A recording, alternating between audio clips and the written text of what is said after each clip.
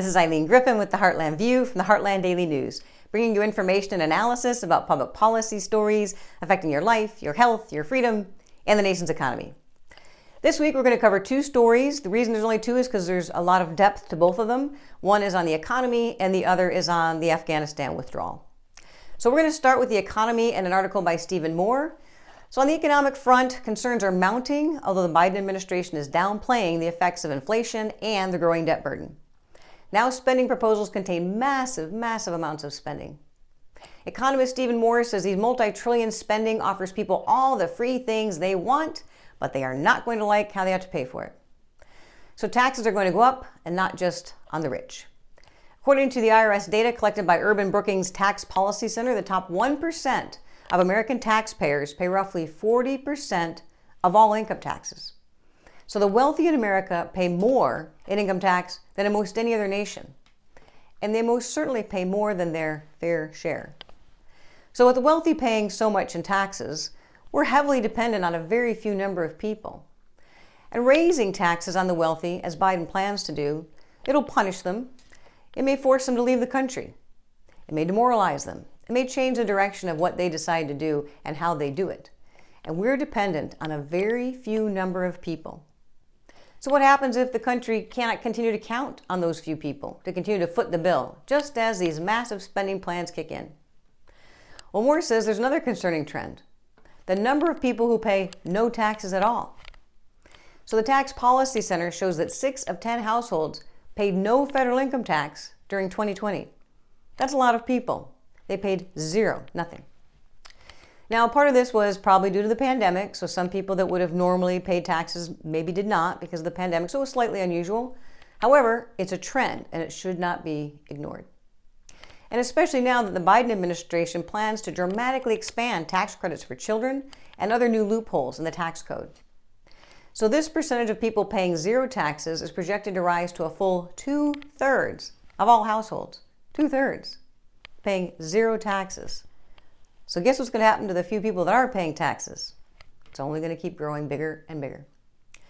So Stephen Moore advocates for a flat tax. So instead of a tax system where nearly 200 million people receive free government services but pay nothing for it, instead, everybody has skin in the game. Everybody pays into the system that everybody benefits from. And Moore actually warns us. He explains why this is so important. He says, quote, "It's an outcome for which our forefathers issued warnings. They worried that if voters came to believe that they can vote for spending policies that line their own pockets while making other people pay, our democracy will perish." End quote.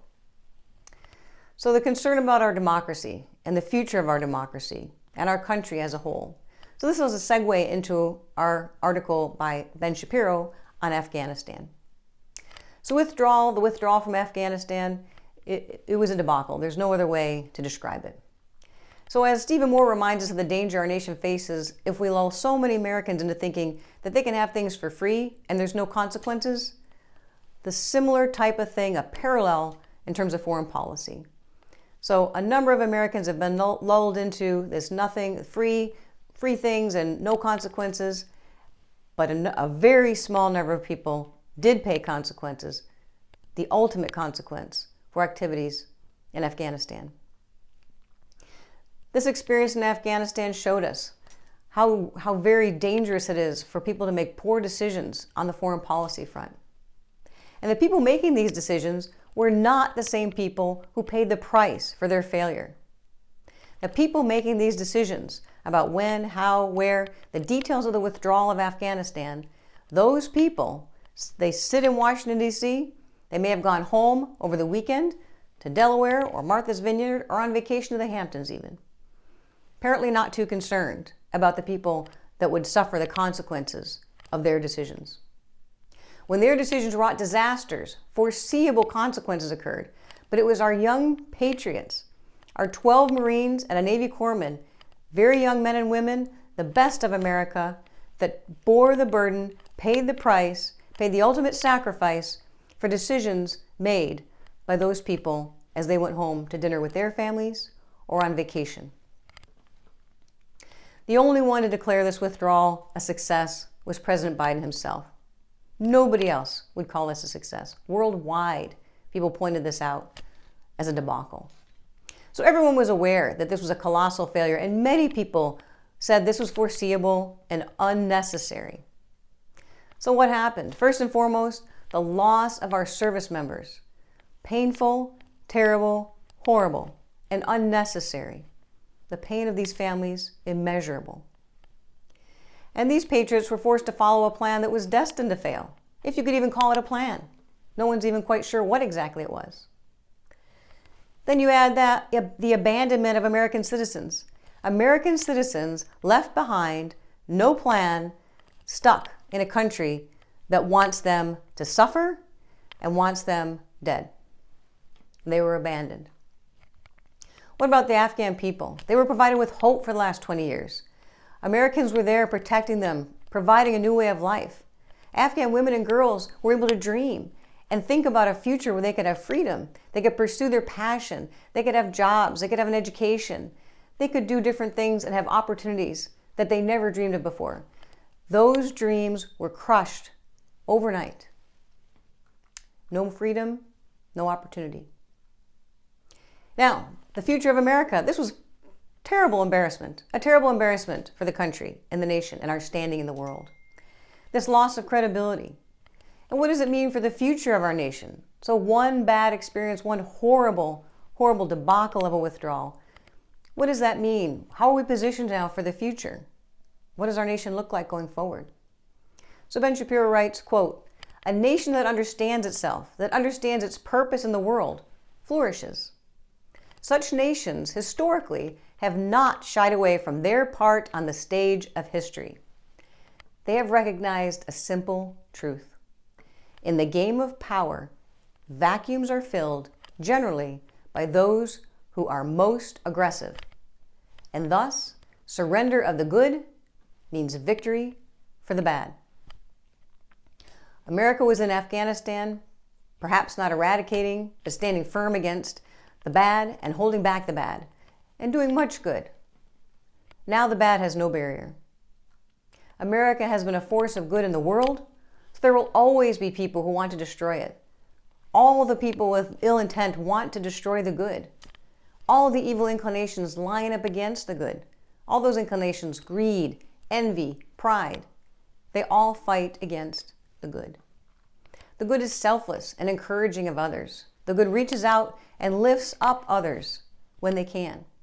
And our American servicemen and women exemplify this. They did in Afghanistan, and they do in many other parts of the world every single day. The good protects the weak and stands up for what is right, fair, and just.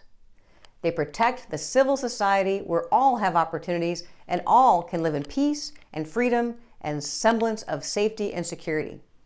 And that's what our law enforcement teams do for us in the United States every day.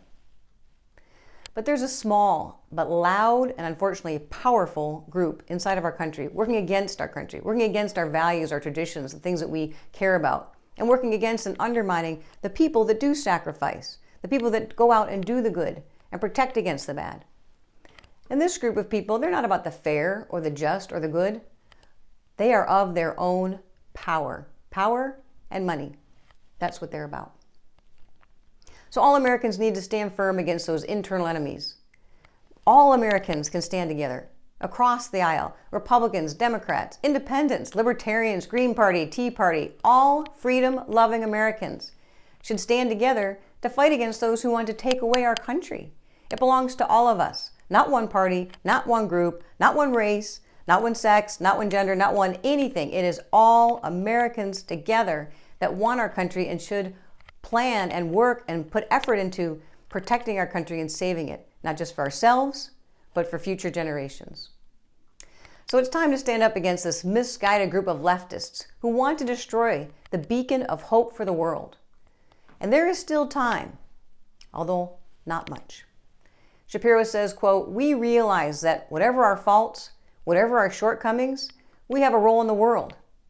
That whatever our faults, whatever our shortcomings, we still are heirs to the greatest founding philosophy in world history. That whatever our faults, whatever our shortcomings, We are still citizens of the same body politic. The choice is still in our hands. But if Afghanistan is any indicator, it is quickly slipping by. End quote. Don't let it slip by. And that's the news from the Heartland View. Thank you for listening. For more details on all these stories, please go to heartlanddailynews.com. And if you'd like to look at the work of the Heartland Institute, please go to heartland.org. Again, thank you for your time. Thank you for your listening. Have a great week.